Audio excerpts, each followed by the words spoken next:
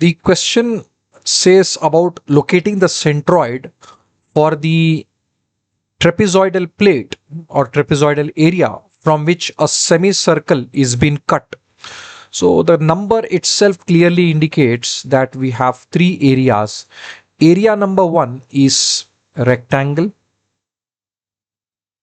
Area number two is semicircle. And area number three is triangle. So now let's first compute the areas for all these entities. So A1 will be 100 into, this is 150 plus 100 is 150 mm plus 100 mm is 250 mm. So this is 25,000 mm square. And A2 will be area of the semicircle, which is pi by 4 times of d square into 1 by 2. This is pi by 8. Diameter is 100 square.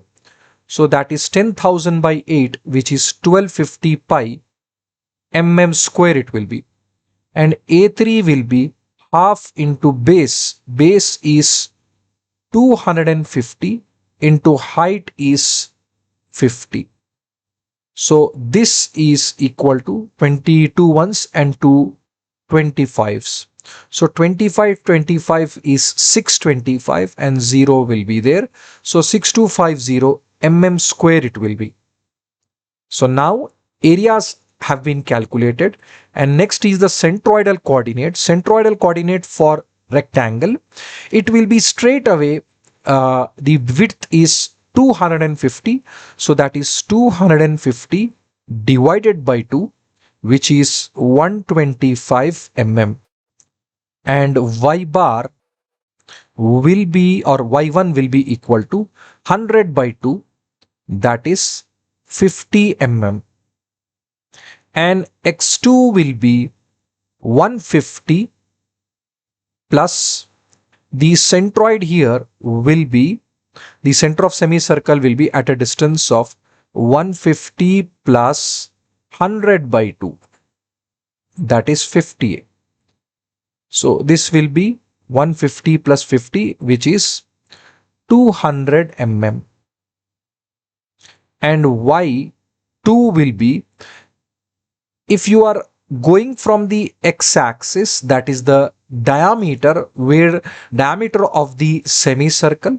So if you are going from that side, then the y coordinate or centroidal y coordinate will be at a distance of 4r by 3 pi. 4r by 3 pi. Okay. So 4 into r is 50 divided by 3 times of pi. This is 200 by 3 pi, or 66.67 divided by pi mm it would be, that is y2. And x3 will be measured from the apex, and at the apex we are finding the y-axis. So if we are going from the apex, it will be 2/3 of the base, that is base will be 250. So 2/3 of 250. So this will be equal to 500 divided by 3, and that is approximately 166.67 mm. Next is y3 will be, the base of the triangle is 100 mm above the x-axis. So 100 has to be added. 100 has to be added. Next is the centroid is at a distance of 1/3. We are going from the right angle edge. So it will be 1/3 of height, and height is 50 mm. So 100 plus 1/3 of 50 it is. This will be equal to 50 by 3 is 16.67. So this will be 116.67 mm. That is y3. Now you have to subtract area number 2 from the area 1 plus area 3.